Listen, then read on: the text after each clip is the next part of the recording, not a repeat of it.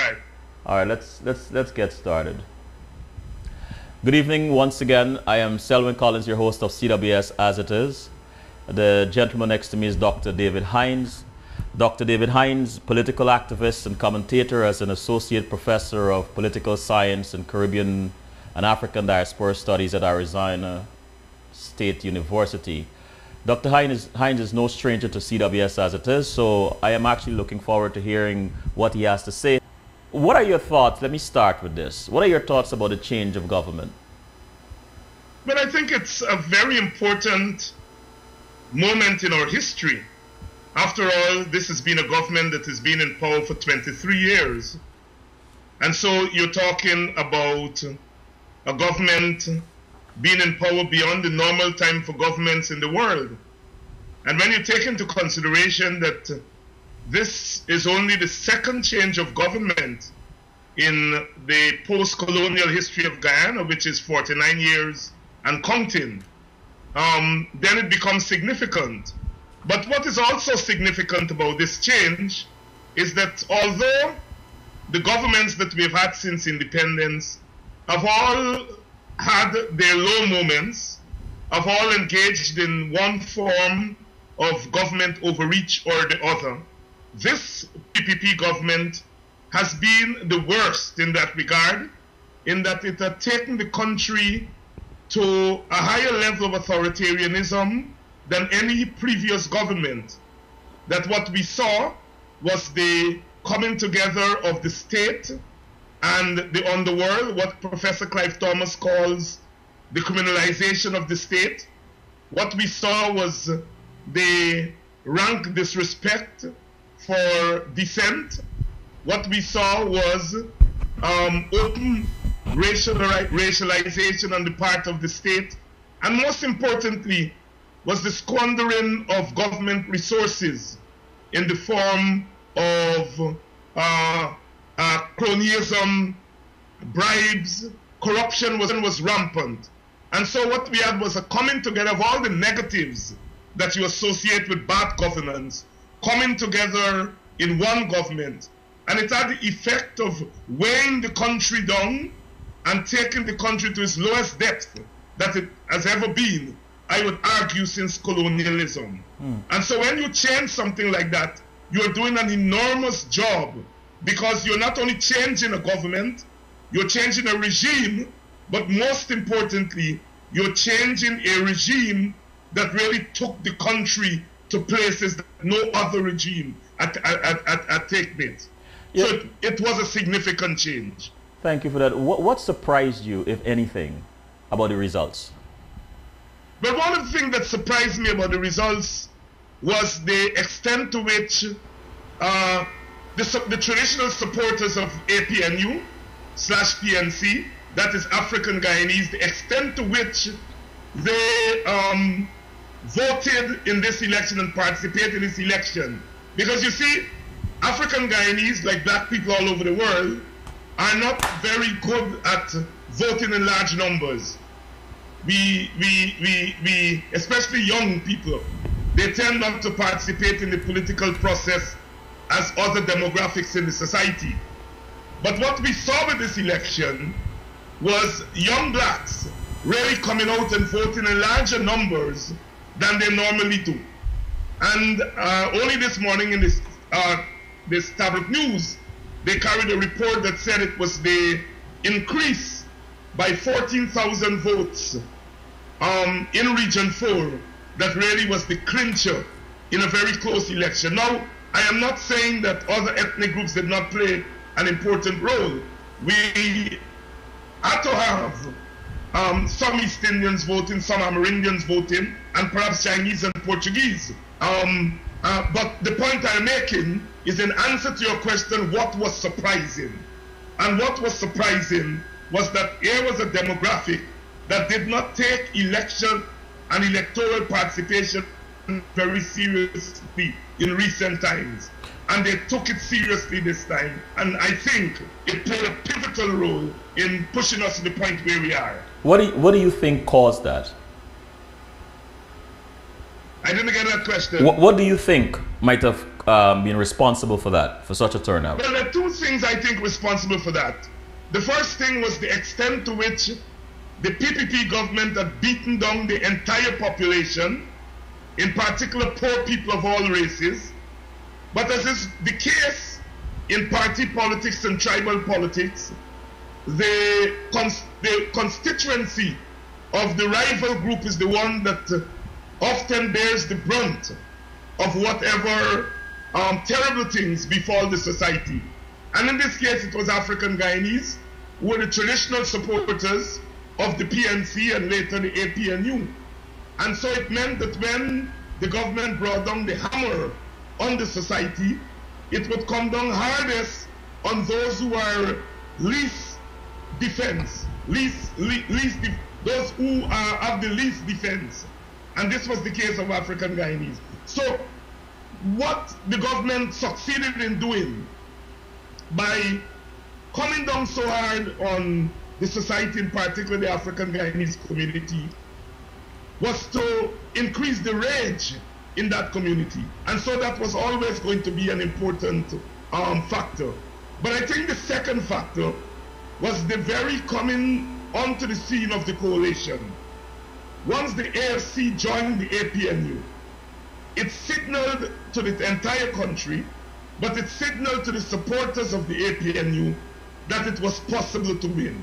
And I want to stress that point, because people are making the point that AFC may have lost some of the Indian votes that it got the last time around. But I want to say that the contribution of the AFC to this victory cannot be measured in terms of the number of votes it's brought, although it did bring votes. It has to be measured in terms of the new dynamic that it set up once it's joined with the APNU. So it was the AFC coming on board, creating the possibility of winning, which then generated African Guyanese to go out and to fight harder than they would normally do. And so I think that was an important factor. The formation of the coalition, which was done by both AFC and APNU.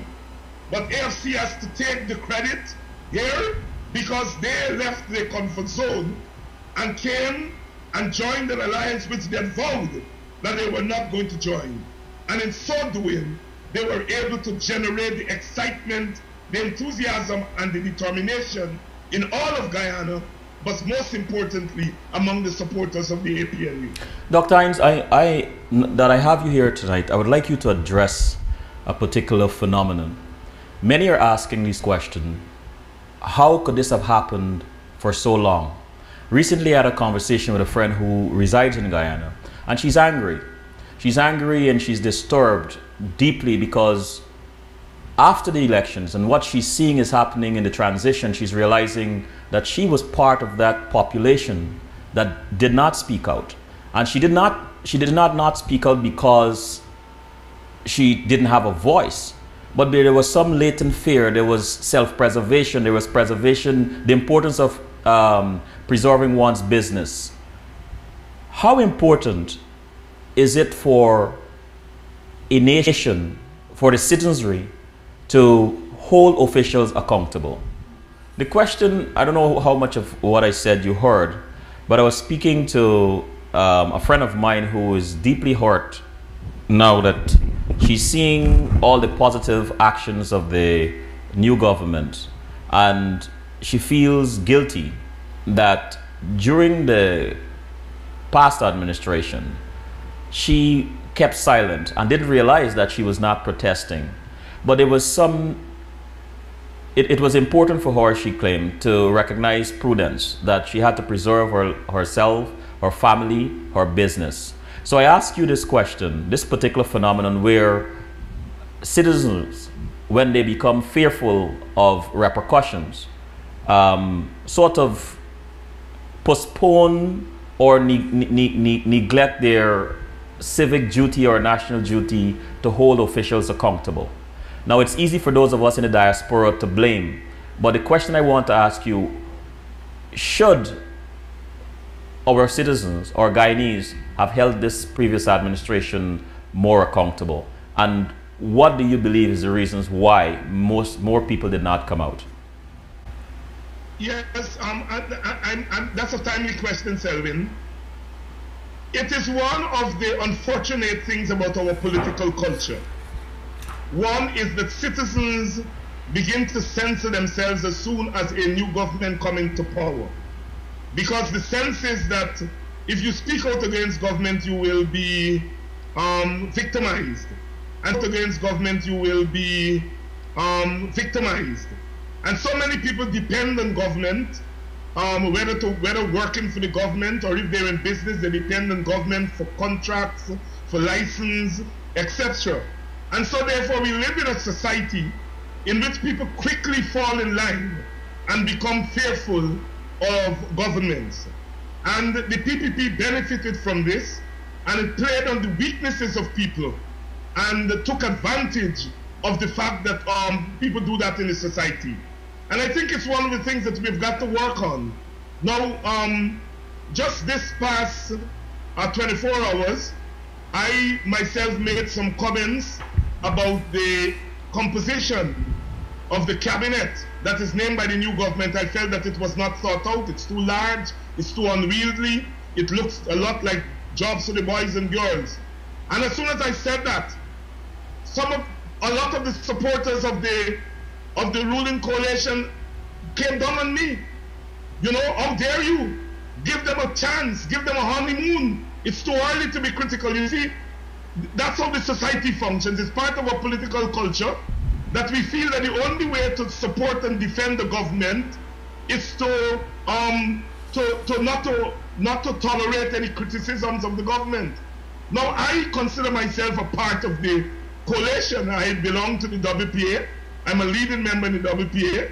The WPA is a leading party in the APNU. We are part of the government. I voted for this government. I want this government to succeed. But I also believe in the right of citizens to be critical of government, to critique government. And it doesn't matter whether government is in power for a day or for a decade. That if you see something that is not going correct, you need to speak up against it. But you see, there's this pushback in the society that, look, if you speak up, then you are going against the Almighty, you see? And so we've got to instill the confidence in people that you can love a government, you can support a government, but you must preserve the right to dissent, the right to be critical. Now there's a difference between critical in hate and critical in love. When I was critical of the PPP, my critique was aimed at getting rid of the PPP. My critique of the coalition is aimed at making the coalition not go down the road of the PPP. You see? And so we've got to get the society in that mode, because the PPP benefited from that. They told the society, we are a democracy, and so we have the right to do this, we have the mandate. And people bought into that. A lot of people didn't speak up. People began to say, you know, if I speak up, I'm going to lose my job. If I can't beat them, I join them, accommodate them, and so forth. And we have had that culture, and my fear is that that culture will be transferred to the new government. We should not allow that. Is this what Royal Johnson might have meant when he spoke of reasonable dissent? Yes. Royal's letter in today's newspaper was very timely, and he said it very eloquently for me. But we have got to educate the country, you know, because the country is in celebratory mode. They've just done something extraordinary, and they feel they have to protect and defend their leaders. You know, I'm hearing two things. I'm hearing that it's too early, you have to give them a honeymoon. I'm hearing that, you know, God, black people fighting among themselves, why we can't unite? Why are you going against the black government? You know what I want to say? You know, I defend black people when they're under attack. But I'm not going to defend the government that is black-led, that I feel is not doing the right thing. That's not my politics. You see? And I am very firm in my mind that if we get people to get into the culture of being critical of government overreach very early, then we will do the country a great turn. If nothing else this government accomplishes I hope it allows the space for the development of a culture of critique, constructive criticism in the society, and not do like previous governments, come down hard against dissent and criticism. I would like to ask Ruel this question. Perhaps I can ask you, but how do we, in the face of pushback, in the face of this tradition of perhaps allowing the new government a honeymoon and not criticizing too much, how do we measure reasonable dissent? How do we determine what is reasonable? Well, you know, everything has to be a balance. You know, if the government does wonderful